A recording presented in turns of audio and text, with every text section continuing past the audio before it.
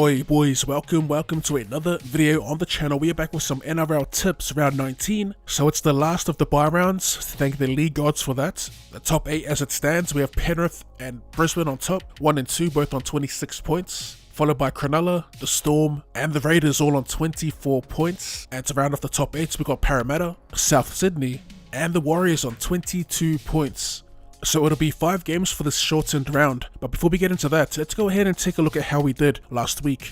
So our picks, man, it's been up and down. At least we went positive last week. We were let down by the New Zealand Warriors, who got towered up at home. Did not see that coming. We gave the Warriors their premium gas heading in. It was probably the most composed and level-headed I've seen Cody Walker. His kicking game was on point as well. The type of performance that you'd expect out of an outer statesman of the club. Even earned himself an Origin call-up.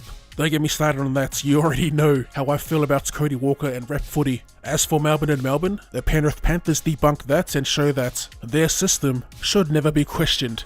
Nah, but a bloody impressive performance by the Panthers, and the Titans were disappointing on the road. We'll leave that at that. As for the bakery, again we come close to a sellout. With Will Kennedy, Dallin Watene-Zelezniak, Alofiana Khan-Pereira, Tommy Dearden, Selwyn Cobbo and Fitzy, all bagging meat pies. We're getting there, we're getting close to a sellout, I can taste it. But yeah, let's check out the round ahead.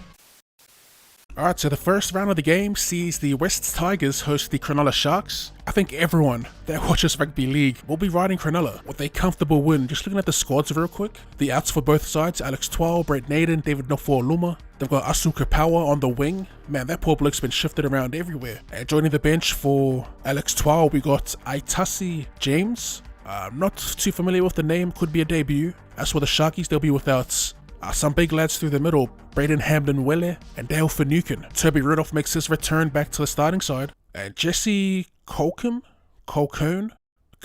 maybe? Another name I'm not familiar with, could be another debutant. We'll be in the 16 for the Sharkies, but yeah, I think we can all agree that we'll be on the Sharkies 13+. So for the second game of the week, we have the Dragons taking on the Raiders, this being played in Wollongong. In terms of ins and outs, we've got Ben Hunt, Jaden Hunt, Monga and Sloan. Unavailable for the Dragons. For the Raiders, the most notable, Corey Horsburgh and Paisami Solo. So for the Dragons, they got Paul Turner filling in for Sloan at fullback. They also have Moses Sully returning back from a head knock. Sullivan shifts in to the 7 for Hunt, and Talatawa Mone moves from the bench to the starting 5/8. We also have another debutant with Daniel Russell being named on the bench. For the Raiders, Ata Mariota moves from prop to lock. Emre Guler moves into the starting side to play in the front row, and coming onto the bench will be Trey Mooney. They've actually got a nice little young bench there, Trey Mooney and Peter Holler. As for my pick, I do think it'll be a pretty close game. We all know the vibe is off when it comes to the Dragons, but I don't mind how they line up in the forwards. I'm not tipping them, ain't no way. I'm going to hop off the fence on the side of the Raiders and back them in to get in another close win. But yeah, I'll be keeping a close eye on this little battle between the forwards. The Dragons have shown a bit of grit in the past, they just haven't been able to hang with teams in the long run. But yeah, I'm taking the Raiders 1-12. The third game of the week, we have a doubleheader on Saturday where the Parramatta Eels host the New Zealand Warriors. So in terms of ins and outs, this will be hard and fast. Starting with the home side, Clint Gutherson, Mitchell Moses, Regan Campbell-Gillard, all out. So filling in for their skipper, Sean Russell actually slides into fullback.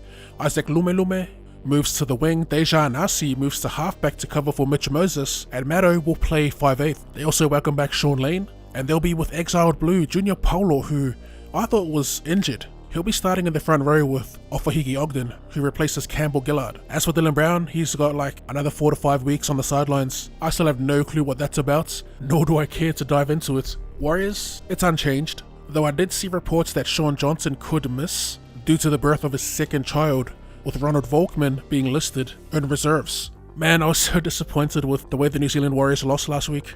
And again, I'm in this predicament where Para are playing in Para, and I'm kinda leaning towards the away team yet again. This time Para will be without 3 of the most influential players currently in their team. Not for nothing, Deja Anasi has been a weapon filling in for Dylan Brown. And Jermaine Hopgood through the middle, man. He's been hectic, building a little combination between himself and Brendan Hands, seemingly the future of Parramatta. I'm a little conflicted here because every time I take the away team in Para gets up, but I'm going to do it once again. I do believe in this Warriors system, like I said in previous weeks. Looking at their history, Paris beat them the last 2 meetings, And as we all know, Para's on a bit of a hot streak at the moment. Man, all the signs are pointing towards who I'm assuming is the underdog in Parramatta. Is that kind of crazy, Para being the underdogs in Parramatta? With the little win streak they're on? Probably not too crazy given that the one person that's been there the whole time, Clint Gutherson, will be away. In those matches without other key players, he's really stood up and led from the front as a captain should. So yeah, I want to take the Warriors here. We'll back him to get a big bounce back. Give me the Warriors, give me 13+. And in the last match for Saturday, we have the Rabbitohs playing the Bulldogs. This being played at the core stadium, pretty much a home game for both sides. In terms of ins and outs, the Bunnies are without Murray, Walker, Cook, and Keon Kolomatangi. Talk about massive outs. They got some pretty handy replacements though. Dean Hawkins will get a crack at 5'8". Siliva Havili will be starting at hooker. Their back rows will be Ben Lovett and Shaquai Mitchell. To clarify, that's lock for Shaquai. Isaiah Tass, he returns to play in the centres. Tyrone Munro moves out to the wing and Richie Kenner falls out of the squad. For the Bulldogs, they'll be without Hayes Perham, Adokar, Khalid Rajab, Paul Alamoti. Man, that side had a rough go last week. So jumping into halfback will be ex-Gold Coast Titan Toby Sexton. Berto shifts to number 6. And after that shocker last week, Rajab falls out of the squad, the back line. Avarillo moves to fullback, Jackson Torpene, and Braden Burns will be named in the centres, with Blake Wilson jumping onto the wing for Josh Adokar. Flanagan, he joins the bench. So my pick for this game, probably the coin flip of the round. For the Bulldogs, morale's at an all-time low, so you'd expect somewhat of a bounce back here. I'm expecting big games out of the spine players in particular, especially after getting booed by their own fans. A player that I'll be keeping a close eye on for the Rabbitohs is Lachlan Ilias. He'll be without Latrell Mitchell, Cody Walker, and Damien Cook now, so he gets full control. For the most part, the Bunnies still have a pretty solid middle in Totola, Havili, Burgess, and even Shaquai Mitchell. Reading that out loud makes me a little worried to take the Dogs. We will be taking them though, and I'm hoping they can come out and play how they played during the start of the season, which was attack, attack, attack. Give me the Bulldogs, give me 1-12. And for the final game of the round, actually this might be the coin flip. We have the Titans taking on the Dolphins. This being played in the GC. In terms of ins and outs, starting with the Titans, 4 players out for Origin: Brimo, Fifita, Fotuika, and Fa'aso Maleaui. Campbell jumps in for Brimson, Jermaine Jolliffe and Isaac Fa'aso Maleaui. They are the new front rowers. Cleese Haas moves into the back row for Fifita. And a player to watch for this game making his debut, Jacob Arlick, a PNG Kumo representative who looked really good during the Rugby League World Cup. For the Finns, they'll be without Felix Kaufusi and Hamiso Tabuai-Fado. Starting at centre for the Hammer, we got Ewan Aiken.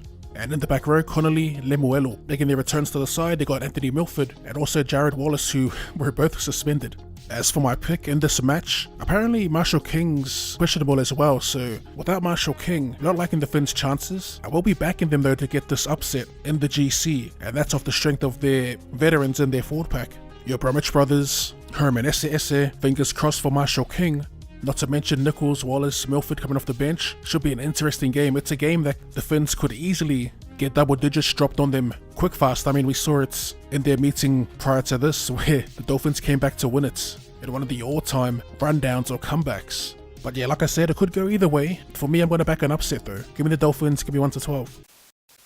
So to conclude, we're taking the Sharks 13+, the Raiders 1-12, the Warriors 13+, the Bulldogs 1-12, and the Dolphins 1-12. As per, there'll be a list of Oddski's Bakery. Might go a little bold this round and chuck a few roughies in there. Also, if you have any tips of your own, let me know in the comment section down below. Thanks for tuning in, and I'll see you later.